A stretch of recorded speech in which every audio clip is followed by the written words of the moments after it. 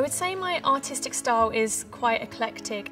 As I'm a multidisciplinary artist, my work ranges from steel sculptures to painting to photography. I like to really dive deep into a project, fully immerse myself in all of its aspects. I'll research who I'm working with, in this case Wedgwood, dive into their history.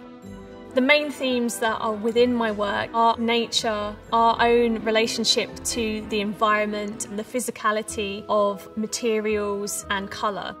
I knew that this was going to be a big sculptural project. I wanted there to be real impact and drama that really reflected the traditional reference images that are in the archives of Wedgwood.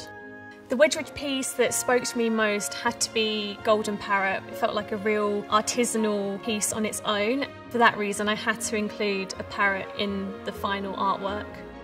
Over a series of days, I will shoot the botanical elements and the animal elements. The actual resulting artwork is built up of over 30 individual images which were all stitched together.